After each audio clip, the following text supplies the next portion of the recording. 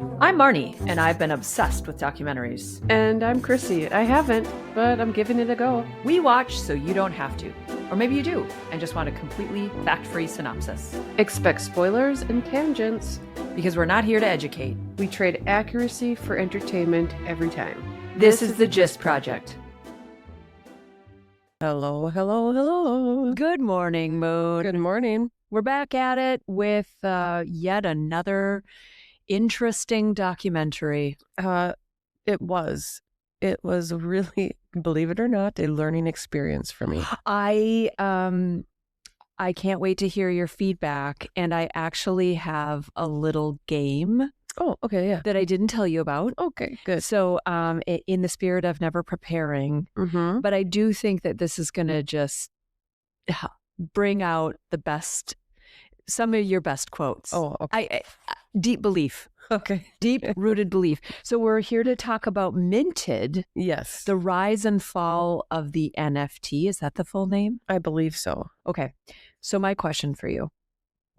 You're in a bar, right? You're at a bar. You're at some hockey function. And some dude says, "Hey, Moon," or probably Chrissy in this case, check out my bored ape. Yeah. Yeah. ... And your response.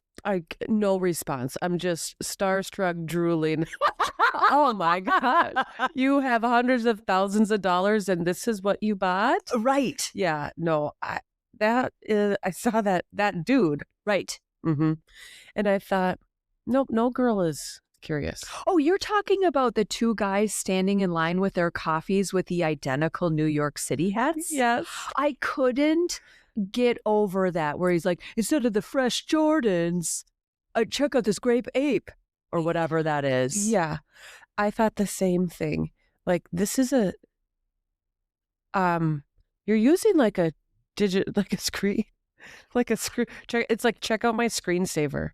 Right. And then the woman would go, what is that? Or if you're Paris Hilton, apparently she has one too. So there must be some sort of group of people. I mean, and we're not them. We're not them. We do pretend we're on the pulse, but we missed the pulse here. Would you have said, "That's nice. Look at that ape"? Maybe, just to appease this person. Okay. And go, yeah. How fascinating. Yeah. Right? Wow, good for you. Look at that. Did you make that? Exactly. Yeah. Because it kind of looks like it. Or did your 6-year-old daughter make this? Yeah. I mean, some of them, like when we get it, we'll talk about Beeple and the other artists. Some of them are quite beautiful. There's true art there. I do not disagree one bit. And even the Ape Yacht Club. I can't remember what was it? That was hard for you to push out, because I don't know if you believe that the Grape Ape, Bored Ape. That's it. No, I thought, well, gosh, that would be kind of, is that a cartoon? Like a show. Right. So it's they creative. did it was creative. It's creative. The problem is that it does not necessarily equal, this is where I want to spend my money. That was it. In the slightest bit. Yeah. I mean, like, it was, and I like apes.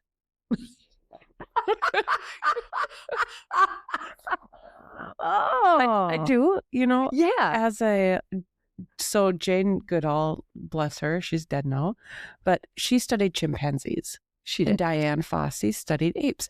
So in my anthropology phase, apes were kind of a big deal. I would have probably people pleased a little bit with that grape ape man, and I would have been like, "Oh, wow, did you pick its outfit? Why does it have a bruised eye? Like, where did you pick all these things?" I don't think I would have asked how much you paid for it, although judging by our friends with the New York City hat, I think that was what they wanted to be asked. Well, they would have told us. True. I paid this 2,000 ETH. Yeah. On this, to which I'd say, I don't know what that means. Beep, boop, pop, pop. I mean, like okay. Right, exactly. Yeah. Okay, so when it comes to this particular documentary, I saw this as like twofold. There are the artists and their Yeah. stories, and then there's this litany of terms that I don't understand. Yeah. And I thought, sweet, we're going to get some clarity here. Oh, right. Right. I still really can't describe the blockchain. And that's okay.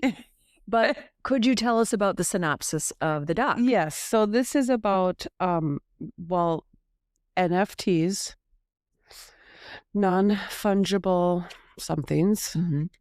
And like you said, it is kind of two parts. There's artists who actually made a lot of money doing this. An inordinate amount of money. Yes. Some of them. Some got ripped off. And then there was a crash here too. Right, in 2022. Yeah. Because they said that these are high risk investment, and I'm going to use investments in air quotes. I'm sure there are people who, well, like like the dude, I'm going to forget his name, G Money. Maybe I think G Money said that he's a degen, which means that he's a degenerate of some sort. And what he does is he day trades NFTs. So like there are some people who rode the wave knowing that this is a really risky way to spend money, also through the blockchain, also with ETH. So all of these things are just words and acronyms I will never retain. But it crashed in 2022 because of Ukraine, because of a recession. FTX went bankrupt. There really wasn't any money. So a lot of people who pinned their hopes and dreams lost their asses on these NFTs. Now, not so much people. No. And there was it Kina or? Okay, let's get into the characters. Karina, I believe is her name, but her artist name is Kina. Got you. Yes. Well, I'll talk about her for a minute then. So she's in Cuba, and she creates art that's censored there by their government. Yes. And she's able to make money on her art by selling her NFTs. Well, and I think her backstory, like you mentioned, being in Cuba, where there is oppression, that was one of my light bulb moments. I mean, I know that this documentary is not about Cuba and censorship, but holy shit, did I get a wake-up call regarding like seeing artists being beat in the street over like creative acts. It's like how much we take for granted. Well, they had special laws. I mean, that were censorship. I mean, right. Yeah, I don't like that thought at all. No, and I guess I just live in my blissful bubble of that we can create this blasphemous podcast without any fear of knock on wood retribution. Right, exactly. So far, right, so far so good. But so she, and also I would say Paulo Day, also another Cuban artist who they were able to get out there with their NFTs, and that was the only way for them to make a living. But then they also experienced like a hard pass where they couldn't, or at least Paulo didn't. Well, because of the platform it was on. Yeah. They weren't allowed to access that platform in Cuba because it was OpenSea is an American platform. Okay. It sounds like she, though, did profit and then got out of that at a decent time before the crash, because she was able to get out of Cuba, her and her daughter. She is like one of my favorites. Yeah. Okay, so let's start in the beginning. So it kind of starts with they have the big splash with Beeple, right? And Beeple, talk about a guy who, you know, you're creating these digital assets, these digital pieces of art for 5,000 days. He must really love it. No kidding. Right? He did it for the love of art. Yes. without knowing that NFTs were a thing. All of a sudden, NFT becomes a deal thanks to Kevin McCoy way back in 2014. And when he took out his floppy disks? Yes. And I was like, what? I know. Got the paint program, and it's like, well, if I would have known. Right. Yeah, I exactly created some really cool. Actually, I just probably wrote my name over and over because I'm not an artist. But I have either. Very nice handwriting. You sure do. Yes. You sure do have nice handwriting. Yeah. Like you mentioned mine's a font. Yours is also a font. Well, more of on the calligraphy front. So Kevin's been doing this shit for a long time, right? And so he comes out in 2014 and is like, and look, I shall move this with the provenance of this, and this is now yours. Yeah. Showing how it can be done. And his inspiration was, well, if you can sell something on the blockchain, why can't it be art? Fast forward, you've got Beeple creating one image a day, which, by the way, was kind of mind-blowing considering the depth and the beauty of these pieces of art. Yeah. Right? And they flash forward. So the beginning is Beeple sitting in his living room amongst a lot of crumbs, I might say. So he's got like 6,000 kids running around with their snacks and crumbs and juice boxes. Yeah. Meanwhile, they've got Christie's up on a screen showing how his every day, which is, I guess, one big collage of all of his 5,000 images, sold for $69 million. Yes. So is that something he could take to the bank in cash? Yes. And I think he did. So Christie's, as I understand it, sold in US dollars. Yes. It may have been transferred with ETH or whatever, but they must have done some sort of conversion. Now, after taxes and what he net and all of that, TBD. But even if it's $10-20 million, I mean, it seems like this was the kind of wealth that he was not expecting to receive. I guess I wouldn't have expected him to receive it either. No, he was a very unassuming man. Yeah, good for him. Totally. Didn't that one journalist or reporter or somebody say it was almost the Christie's thing with Beeple is almost a hoax? Yes. Just because he's so charismatic and he's the perfect person to be the face of NFT art, NFTs. Yes, like the everyday person can create art and make $1 bazillion. Yeah. In fact, I think they called them the crypto mavens. Yeah. And I missed out on that. Well, Moon, I gotta say, part of my game that I was going to play was going to be, what do each of these things mean? So I want to give you some credit. Okay. Number one, you already addressed OpenSea. Yes. Right? Yeah. So check it. A+, the platform in which these things are sold to the mass market. Number two, crypto maven. Well, we just went through that one. And we still don't really know what it means. No, but they design digital art and sell their NFTs. They sure do. So on the subject of Beeple, and of course, all of these terms are underneath the guise or underneath the context of an NFT. What does it mean to render? To create? Okay, I think that's reasonable. I think you're right. Yeah. To turn something into this, to then turn it into that, right? Sure. Yeah. Okay. Which, my next question for you, and I think it'll bring up a character, is Twin Flames. Oh, gosh, I do know this one, but I don't. Okay. The artist who took the pictures of the twins. That's right. And I thought that was really a fun project. Maybe not fun, cathartic project for him. Yeah. After losing his mom. And didn't he learn, he had two siblings? There was a miscarriage scenario. Yeah. In the womb, not in the womb. I don't know. He was inspired to take pictures of twins. Mm-hmm. And in the non-NFT world, that project went nowhere. Right. And he was at the end. So I think he went to school for art, wanted to be a photographer, and lost his mom last semester. This was, to your point, cathartic project. Now, the mom in me is like, okay, so you spent $60,000 to $80,000 flying all over the world to take pictures of twins without a plan. Yeah. Yeah, I mean, there's a little bit of like, ooh, that was hopeful. Yeah.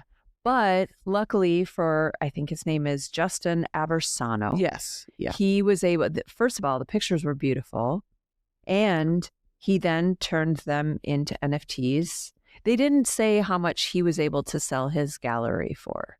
I thought he had 900,000 in auction. Oh, was that it? Okay. I thought so at Christie's near the end. Now, remind me, is he the photographer? 900,000 is correct. Okay. That used all those older cameras. Yes. And he only took 2 to 12 shots per photo shoot. And didn't change them. Right. Yeah. I imagine he's not photoshopping either. Yeah. So he gives me hope that we could just do that. Yeah. I mean, that was an interesting way to do that because. Right. Like, do it. Now, okay. So we've got Justin. He makes something of himself. We've got Beeple, who really made something of himself. There were also a lot of other artists. And I have an observation about a lot of the artists they featured in the beginning. And I'm just going to go ahead and say some of their names, and I'd like your reaction. Ready? Okay. Young and sick. I don't... Yeah. I'm thinking pediatrics. What is the temperature? Right, exactly. Yeah. Rack. No, that makes me think of a chest. Okay. Fuck render. That's my secret name. You're like, you stole that. You stole that. Everybody calls me that. Exactly. Yeah. Exactly. Okay. And then we had a couple of normal names. I think Loish, if that's how you pronounce it. I think that's also her name. I think it is. And yes, and it sounded a little bit like Lois. It did, yes. Yeah. In the way that she pronounced it. There was also D-Money, who we talked about, but I don't think he's an artist. I think he's a day trader. Josty. Yeah, they probably hang out with the people who stormed Area 51.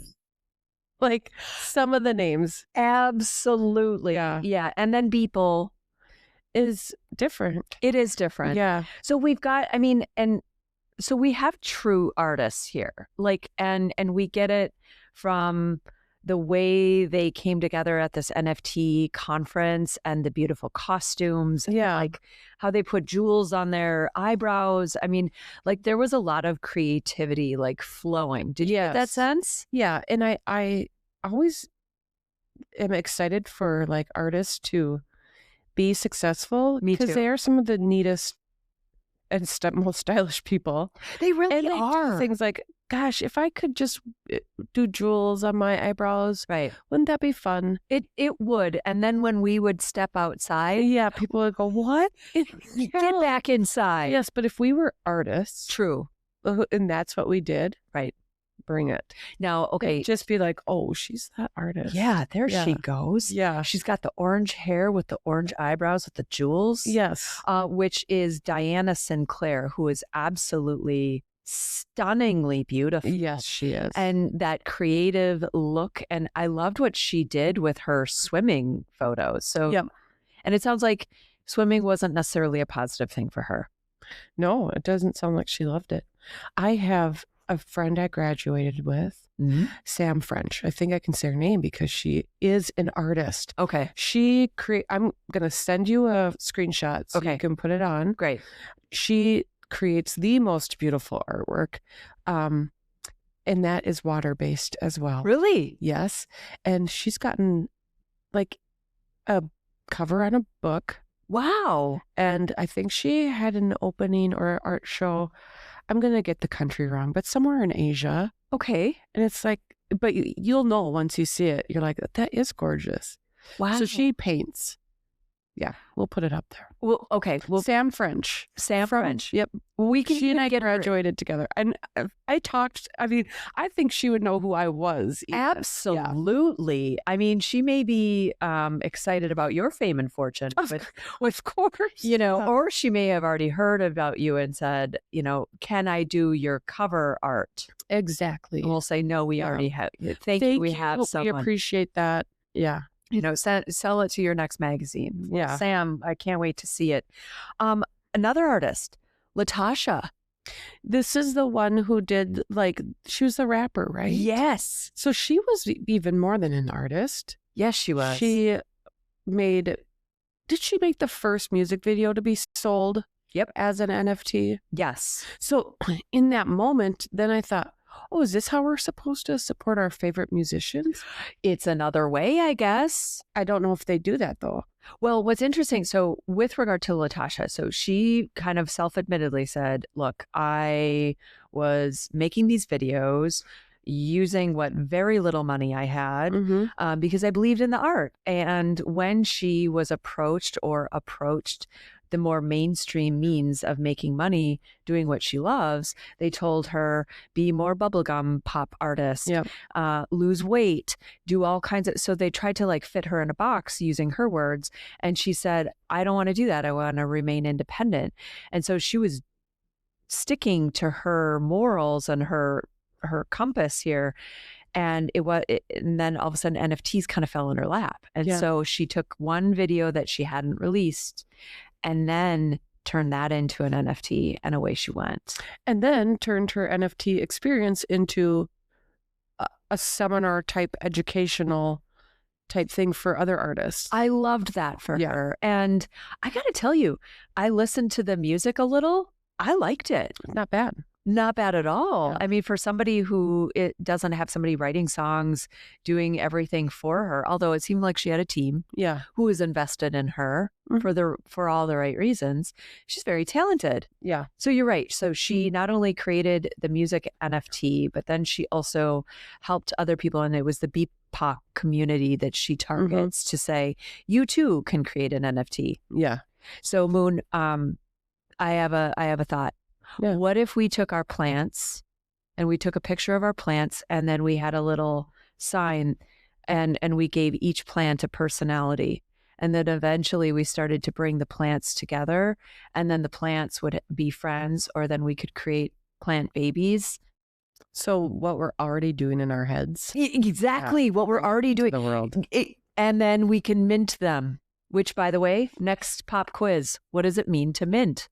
Wrote it down. To create a unique token. There it is. On the blockchain. Yep. And then in parentheses, I have define blockchain. It's still one of those weird things. I feel like it says you get this thing and then you move it to the next person and it is uniquely that person's. Yeah. Okay. So you're right. And then what? What I think is so interesting is that, like, okay, we trust the US dollar. We do. This was a concept. The US dollar was a concept similar to the blockchain. Yes. And Ethereum, correct? Good. Moon. I mean, I can't, because I have not been part of creating a currency ever. Or you haven't? No. I'm surprised. It's so curious to me, like, but this is what's going on. And I just have to let it be, because what backs Ethereum? So that's a good question. And trust. Yes. Like, that's all it is. Because what backs the US dollar? Gold. Well, it's just crazy to me. But there is this community trust. Ethereum is worth what they say it is. And who is they?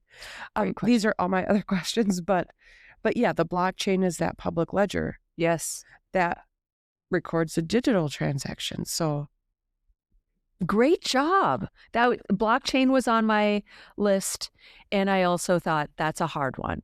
And they do say that, yeah, Ethereum is one of the forms of currencies. Yes, the ETH.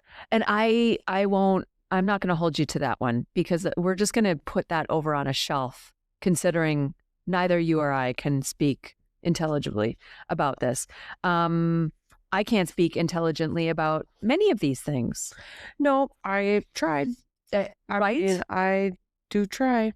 Do you remember what PFP stands for? Yeah, these are those profile guys, right? Yes. These are like the degenerate version of the NFTs. Yes, and I did write stuff about them. Well, so to jog your memory, Gino was our degen investor who had the multicolored nails. Yep. He sunglasses. And then I think he had like a 2012 Jeep that he drove away with that says something like "sell high." He admits had a giant gambling problem. Right. Yeah. And what he's doing is gambling. You are gambling by using, I don't want to say fake money, because I really don't. For those who are in the know and can manage ETH, I'm sure that it's like, oh, well, duh, you morons. This is how you do the thing. They're trusting that. Yes. Is what it is. Yeah. So he spends his day trading. Now, to your point earlier about the crash, he lost a shit ton of money, and they profiled a few other people who lost their asses, couldn't pay rent. One guy, like on the blockchain, sold something or thought something was being transferred and lost 500,000, I think, real dollars. So that came into, yes, you are correct. James Grimmelman, I think he's the Cornell University professor. He said like the blockchain was great because it's designed to be kind of central, resistant to government. Yep. Kind of control and regulation, which seems like there's a freedom there. Yeah. But then on the flip side, the government has less of a hand, so they can't help with fraud. The dude who lost $500,000, the scams. So there is no regulation. Lois. Yeah. Her stuff was just plagiarized. Yep. So it's those kinds of things where you're like, yeah, sweet anarchy. Right. But then it's like, oh, shoot. Yeah. Actually, I kind of like my cozy little laws. Yeah. Grimmelman also gets Best Voice Award. Yeah.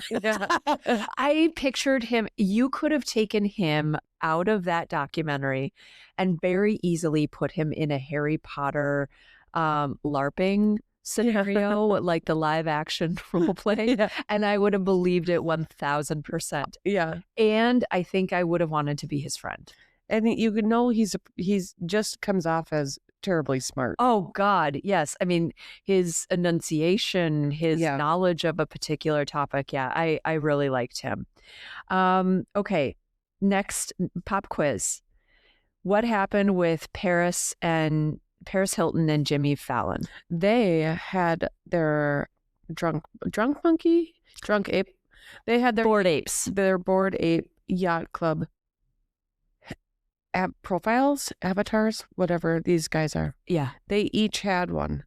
And it looked like, is that all they had to talk about on the interview? It seemed like it. Yeah. Like, and then Paris is like, you all get an NFT. Like, what?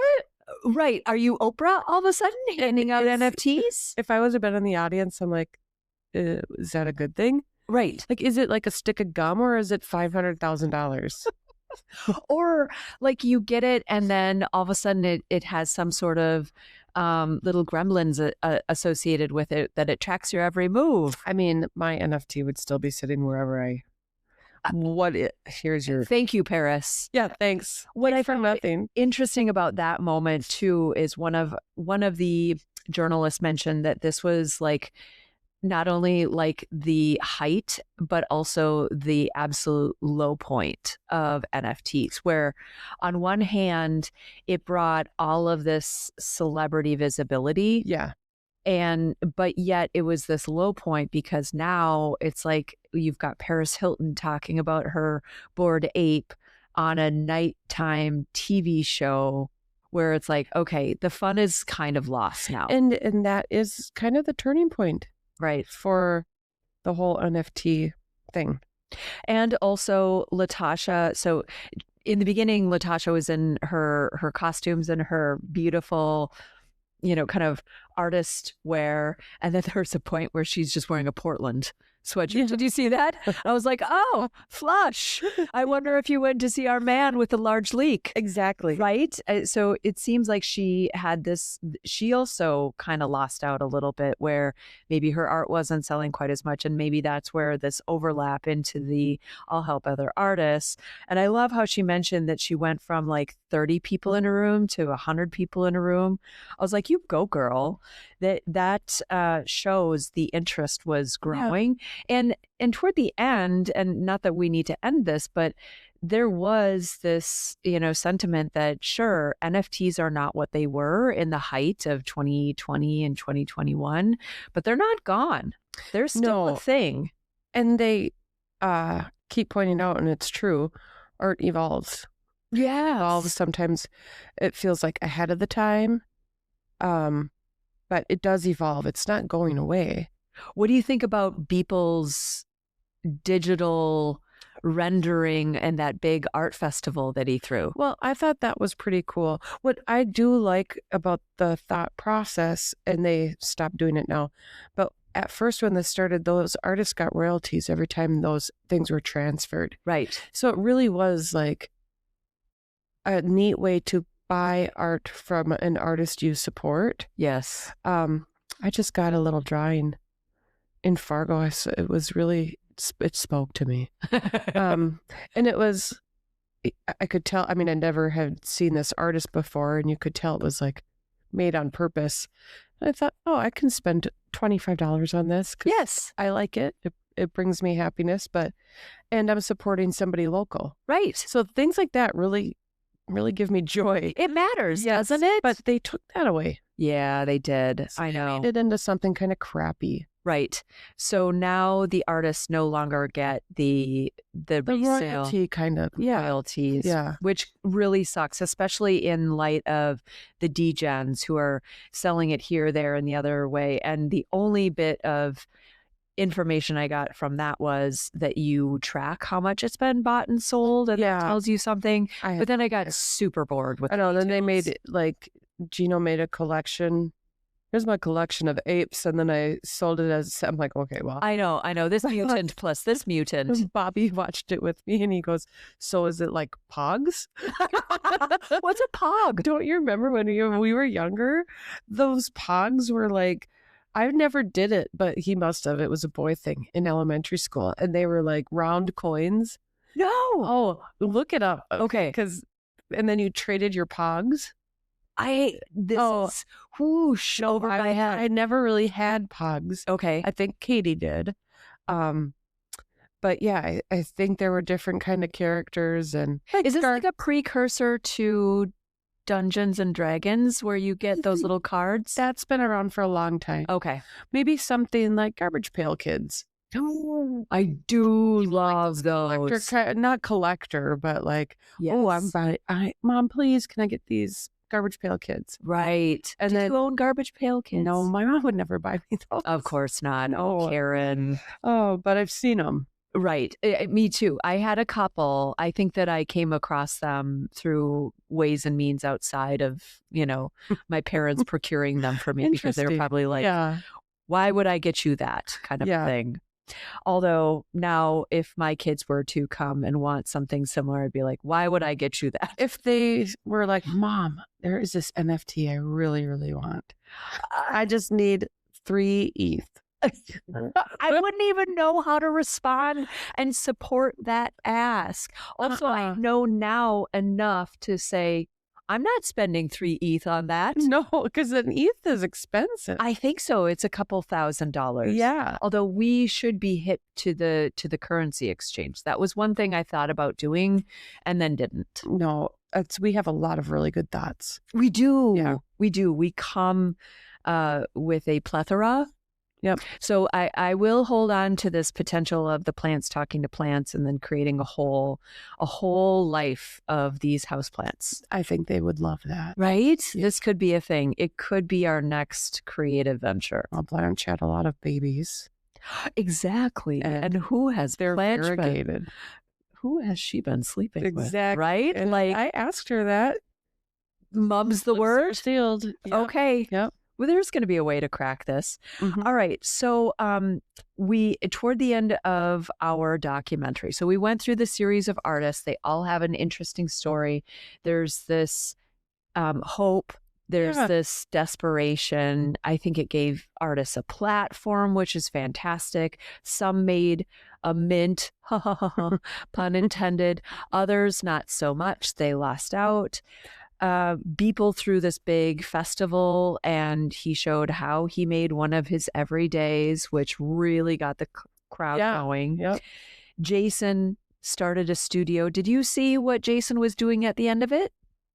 At the very end, or yes, at the very end. Christie's meeting. No, at the very end. Okay, see. he took his shirt off while he was making art. Oh, I did see that. Yeah, sorry. Yes, I did catch that. I didn't understand that. I thought, why are you taking off your shirt? I got distracted by that giant glass jar of weed.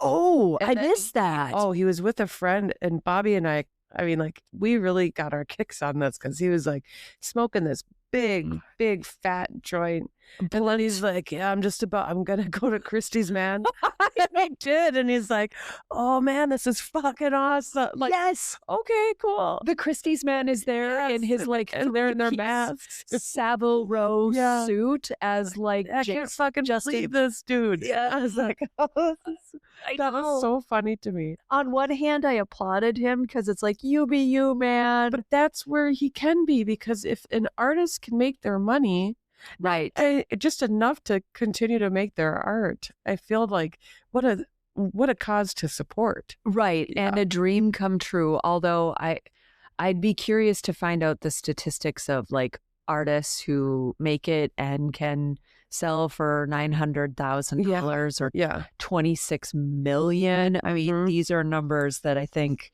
are unachievable for your average artist. Agreed. So there's some big win stories. There's some lost stories. Anybody you didn't like so much in this documentary? Nobody stood out as like a bad person, I guess. Same. I wouldn't demonize anyone, quite honestly. It seemed like they did a really good job of bringing together people who saw the kind of the academic area, like our Grimmenwald, and then the journalists, and then we had our artists who each had a unique story to share. Yeah. Anybody you loved with like an irrational affection? I did really love Beeple.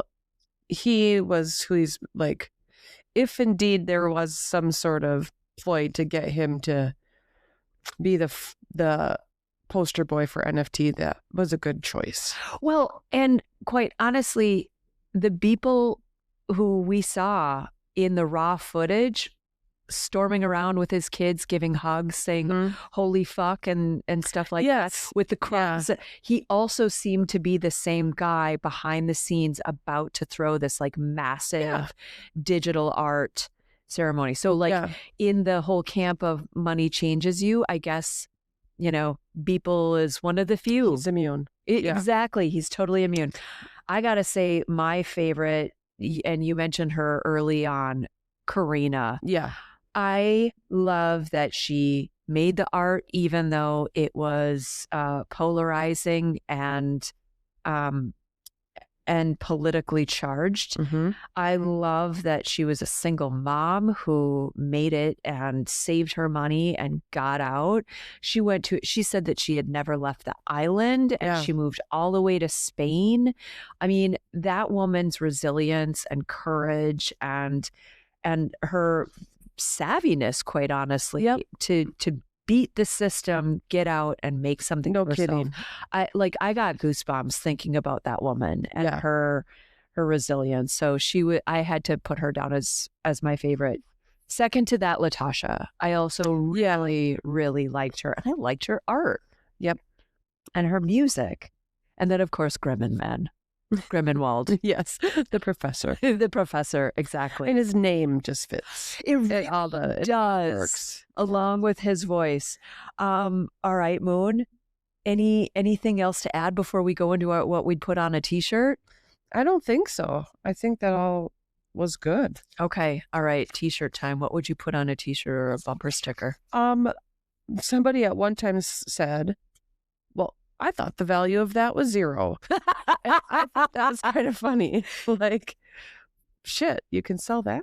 Yeah, exactly. Yeah. Well, one of my pop quiz for you was crapola, because that's one of the older gentlemen in the very beginning of the show. He's like, this is a bunch of crapola. I do recall that. Like, obviously he wasn't bought in to the trend. Yeah.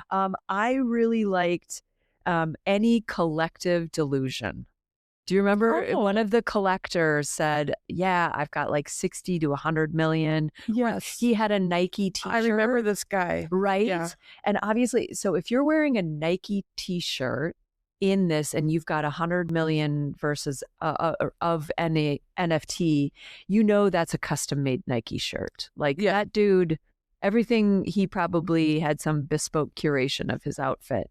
But I love that he did call it like, this artwork is a collective delusion. In other words, we're all buying into it. We're all spending this kind of money and sinking our fortunes into it and believing in it. Yeah. So collective delusion is what I'd put there on we the go. shirt. Yeah. Yeah, I would buy it. Well, Moon, interesting. I thought so. And I honestly, a little bit educational. Right? Yeah. I mean, I had like a bunch of other things here, but I think we went through the big ones, right? And you passed with flying colors, Moon. Yeah, I'm very good at test taking. You are good at test taking, and now we've got an idea for our NFT. We'll see if we pull the trigger on that. Yeah, and also we copywrote that. Yeah, we did. Yeah, don't steal that idea. God, if we see plants talking to plants out there, like, we're coming after you. Our attorneys, all of it. Yeah. Well, Moon, entertaining. Very. I liked it. And a little educational. Which is all we can hope for in a documentary, right? Yeah, well, yeah. Okay. Well, I guess that's the gist of Minted. That's it. All right. See you later, Moon. Bye. Bye. Well, there you have it. You may have picked up on a fact or two. Or just convinced yourself you did. Either way, that's the Gist Project. Never educational, but always entertaining.